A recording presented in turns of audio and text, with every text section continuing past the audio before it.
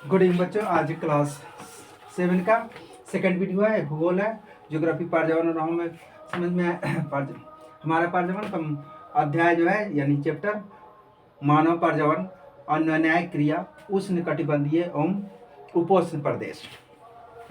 तो देखते हैं कि प्रमुख इनकी परिभाषाएं क्या है।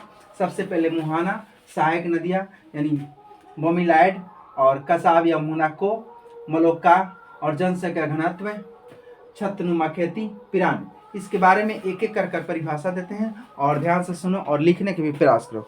सबसे पहले देखो, मुहाना वह स्थान जहाँ नदी किसी अन्य जल राशि में मिल जाती है, नदी मुहाना के रूप में जाती है। जैसे गंगा जाकर बंगाल में मिल जाती है तो मिलने की जगह को ही मुहाना कहते हैं। समझ में?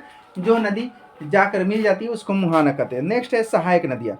देखो, तो सहायक नदी में तो ये छोटी नदियाँ होती है जो मुख्य नदी में मिल जाती है। जैसे गंगा की सहायक नदी तुमको यहाँ से गंडक, बूढ़ी डंगन, बागमती, कमला, कोसी, अजय, ये सब क्या है? ये सब जो है गंगा की सहायक नदी। सोन, पुनपुन, ये सब गंगा की सहायक नदी है। ठीक है। नेक्स्ट है कि देखो, यानी ब्रोमीलाइड। देखो, ये विशेष पौधे, ब्रोमीलाइड क्या है? ये विशेष पौधे जो अपनी पत्तियों में पानी जमा करते हैं। ब्रोमीलाइड क्या है? विशेष प्रकार के पत्ती जो अपनी पत्तियों में क्या करता है? पानी जमा करता है। नेक्स्ट कसाब या मेनको, तो वह आमे, देखो वह अमेजन बेसिन के लोगों का मुख्य भोजन है। देखो, कसाब या मेनको अमेजन के लोगों को मुख्य भोजन। अमेजन वन जो है दुनिया का सबसे ज़्यादा ऑक्सीजन उत्पादन करता है। यह वर्षा वन भी है। समझ में? इस प्रकार कह सकते हैं। समझ में? जो अमेरिका में पाया जाता है। देखो ध्यान से, तो वह अमेजन बेसिन के लोगों को मुख्य भोजन है। मोलोका, तो बड़े अपार्टमेंट जैसे मकानों की छत तिरछी होती है, उसी को मलोका कहते हैं। उसी को क्या कहते हैं? तिरछी छत को मलोका कहते हैं। जैसे यानी कि तुमको बता दें, यहाँ पर यानी कि जहाँ पर ज़्यादा बर्फ के ठंडे प्रदेशों में ऐसे बनाए जाते हैं। लेकिन जनसंख्या, व्यक्तियों की जनसंख्या जो 1 वर्ग किलोमीटर में रहते हैं, मैंने मान ली कि जैसे मान लो कि यहाँ बिहार, तो बिहार की जनसंख्या घनत्व में हर जिला की जनसंख्या घनत्व, तो एक जो एक वर्ग किलोमीटर में रहता है उसी को जनसंख्या घनत्व कहते हैं। समझ में आया? तो नेक्स्ट देखो, अगला है कि छतनुमा खेती। तो छतनुमा यह एक प्रकार की खेती में जिसमें समतल सतह बनाने के लिए खड़ी ढलानों पर छतों का निर्माण किया जाता है, जिससे फसलें उगाई जाती है। ढलान को खत्म कर दिया जाता है ताकि पानी तेजी से न गिरे। अब मान लीजिए कि देखो, ये पहाड़ी इलाके में क्या पता है? पहाड़ी इलाके में सीढ़ी बाई सीढ़ी के रूप में खेती की, यानी सीढ़ी को जिस प्रकार देखते हैं सीढ़ी बाई सीढ़ी की इस प्रकार खेती की जाती है। ठीक है। नेक्स्ट है देखो, तो पिराने है। देखो, पिराने यह एक प्रकार की मछली है। पिराने क्या है? एक प्रकार की मछली है जिसका मांस खाया जाता है। जिसका मांस क्या खाया जाता है? खाया जाता है। नेक्स्ट है अभ्यास प्रश्न। तो देखो, अभ्यास प्रश्न क्या है? तो देखो, प्रश्न को उत्तर दीजिए। देखो, उस महाद्वीप के नाम बताएं। अमेजन बेसिन, जो अमेजन बेसिन अमेरिका में कहाँ पर? जो वो यह तुमको बता दें कि यह दक्षिण अमेरिका में। अमेजन बेसिन कहाँ है? तो तुमको बता दें अमेजन बेसिन कहाँ स्थित है? दक्षिण अमेरिका। अमेजन बेसिन के लोग कौन सी फसलें उगाते हैं? हाँ, तो अमेजन बेसिन के लोग देखो ध्यान से, मुख्य रूप से कौन कौन से फसल है?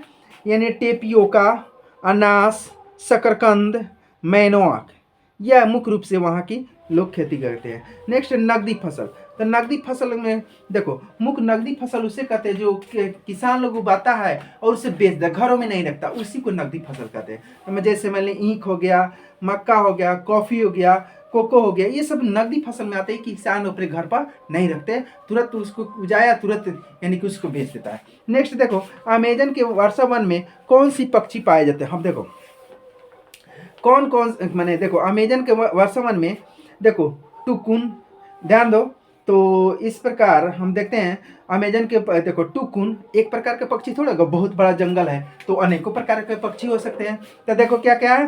टुकुन, टुकन, गुंजन पक्षी, रंगीन पंखों वाले पक्षी एवं भोजन के लिए बड़ी चोंच वाले पक्षी, अनेक प्रकार के पाए जाते हैं। नेक्स्ट देखो, गंगा नदी के तट पर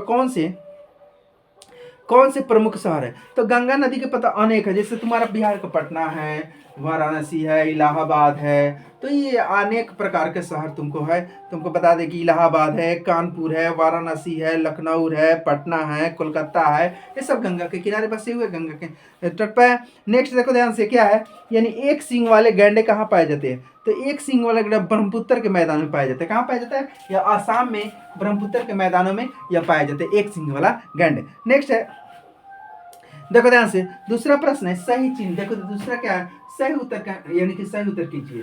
तो सही उत्तर के चिन्हित करना है। देखो टुकन क्या है, तो अभी पता है कि एक प्रकार का पक्षी। टुकन क्या है, एक प्रकार का तुम्हारा क्या है, पक्षी है। तो एक मिनट टिक लगा दे रहे हैं।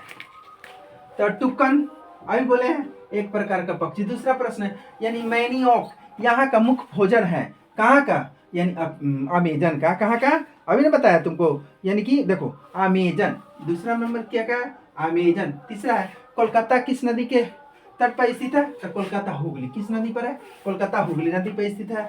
देखो देवदा एवं फर किसके प्रकार है। अब देखो देवदा किसके प्रकार है, देखते हैं। देखो सबसे पहले देवदा तुमको मुख्य रूप से शंकुधारी है। देवदा क्या है, मुख्य रूप से किसका है, शंकुधारी वृक्ष है। देवदा मुख्य रूप से शंकुधारी वृक्ष है। बंगाल टाइगर कहाँ मिलते हैं, तो बंगाल टाइगर डेल्टा क्षेत्र में। कहाँ मिलते हैं, यानी कि डेल्टा के क्षेत्र में तुमको बंगाल टाइगर मिलते हैं। कहाँ मिलते हैं, डेल्टा के क्षेत्र में बंगाल टाइगर मिलते हैं। समझ में।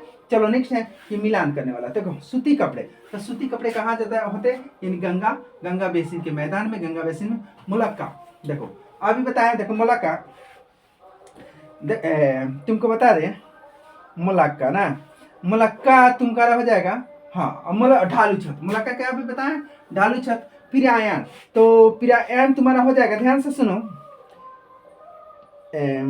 पिरायन तुम्हारा मत्स्य। पिरायन क्या है, मत्स्य। पिरायन क्या है, मत्स्य। रेशम कीट एक प्रकार का कीट है। और काजीरंगा असम में एक अभ्यारण्य। काजीरंगा क्या है, असम में एक अभ्यारण्य है। और नेक्स्ट है कि कारण बताना है, क्या क्या, वर्षावन विलुप्त हो रहा है। वर्षावन क्या है, विलुप्त हो रहा है। हाँ, तो मान लीजिए कि ज्यादा कटाई होगा, यानी कि मान लीजिए कि किस विकास की गतिविधि हेतु वृक्षों को अंधाधुंध कटाई के कारण वर्षा में विलुप्त है। अगर ज्यादा काटेंगे तो वर्षा में विलुप्त हो जाएगा। आगे गंगा ब्रह्मपुत्र के मैदानों में धान की कृषि होती है। हाँ होती है, यानी कि गंगा देखो धान की कृषि के लिए पर्याप्त जल की आवश्यकता होती है। इस क्षेत्र में पर्याप्त मात्रा में वर्षा होती है। यहाँ पर नदियों का यानी घना जाल है, जहाँ से धान के लिए सिंचाई हेतु पर्याप्त मात्रा में जल उपलब्ध होता है, जिसके कारण ये मैंने गंगा बेसिन में धान ज़्यादा होता है, कृषि ज़्यादा होता है, कृषि। चलो नेक्स्ट है कुछ मानचित्र पर। देखो कुछ मानचित्र पर तुमको बता दे।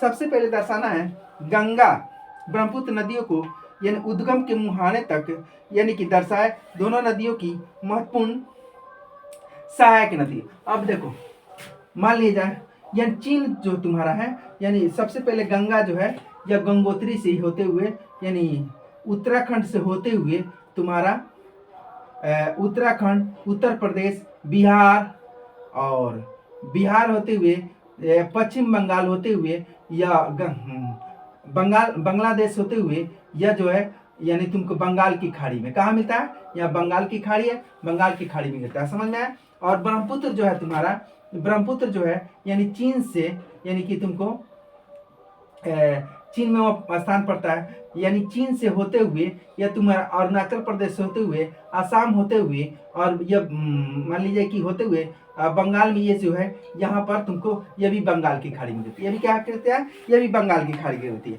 देखो ध्यान से, तो कुछ तुमको बता दे सहायक नदी। ध्यान से सुनो, गंगा की सहायक नदी, तो तुमको सबसे पहले बता दे गंगा की सहायक नदी। तो यहाँ से निकलता है, देखो यह बता दे गंडक, बूढ़ी गंडक, कोसी, कमला, यहाँ बागमती, और उसके बाद महानदी। यहाँ से तुमको मिलता है, यानी यहाँ मान लो पुनपुन, सोन, कर्मनाशा ऊपर है सबसे पहले।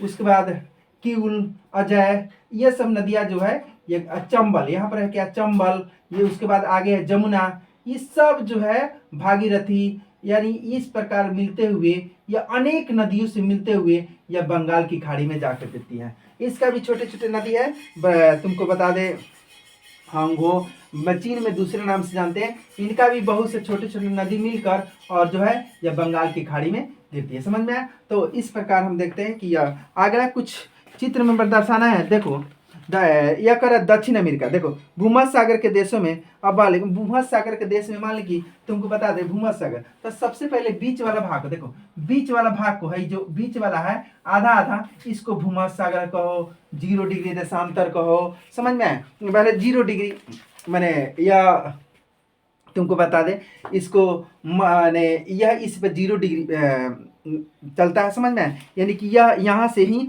शुरू होता है, यानी कि 90 ऊपर 90 नीचे। समझ में आए? तो यह जो है भूमध्य सागर है। समझ में आए? और इस प्रकार पृथ्वी को आधे आधे भागता है। पृथ्वी को क्या करता है? यानी आधे आधे बढ़ता है। तो यहाँ पर सबसे पहले यह दक्षिण अफ्रीका, तो नीचे वाला भाग में यह दक्षिण अफ्रीका, यहाँ अमेरिका के क्षेत्र में पाया जाता है। कहाँ पाया जाता है? अमेरिका के क्षेत्र में पाया जाता है। तो अमेरिका में पाया जाता है यहाँ पर। तो तुमको बता दे, देखा ध्यान सुनो, अमेरिका, इसके बाद में ब्राजील भी नीचे ही में है, और पेरू है, और सबसे पहले दक्षिण अमेरिका। तो दक्षिण अमेरिका दोनों में पाए जाते हैं, यहाँ से लेकर यहाँ दोनों में पाए जाते हैं। समझ लो, यहाँ से लेकर दोनों में, ऊपर नीचे दोनों भागों में पाया जाता है। और नीचे वाले में ब्राजील पाए जाते हैं। नीचे वाले क्या पाए जाते हैं?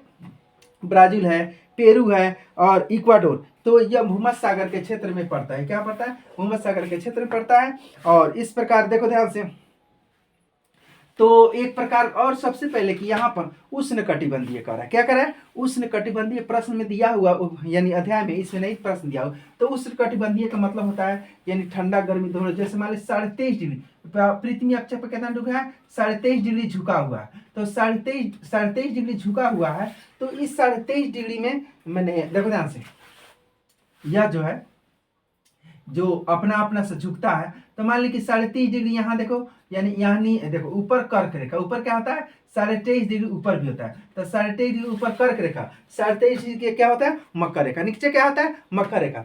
तो यह 23.5 डिग्री यहीं से झुका हुआ, दोनों तरफ झुका हुआ है। और इस प्रकार हम देखते हैं कि यहाँ से जब जो है गर्म 23.5 डिग्री जो है, तो यहाँ 5-10 डिग्री के बाद जो यहाँ बहुत हार्ड गर्मी पड़ती है। यहाँ के 10 से 15-20 पे से क्या होते हैं, या इधर भी बहुत हार्ड गर्मी पड़ते हैं। और इसके बाद से लेकर यहाँ देखो 23.5 से यानी लेकर यानी 90 तक तुमको 45 डिग्री तक यानी कि उपोषण बन पाए जाते हैं। समझ में? उपोषण या समशीतोष्ण। समझ में? यानी देखो उपोषण और उष्ण कटिबंधीय यानी ज्यादा गर्मी, तो ज्यादा गर्मी इसी बीच में पड़ेगा, यहाँ से बीच में पड़ेगा, तो यह उष्ण कटिबंधीय होता है। क्या होता है वो? और एक और उपोषण। तो उपोषण इसके बाद से लेकर 40-45, इसके बाद से लेकर 40-45 डिग्री तक यानी उपोषण बन, यानी कहीं के देखो। तो इस प्रकार यह जो है यानी ग्लोब पर दर्शाया गया। तो थैंक यू बच्चों, और आगे फिर नेक्स्ट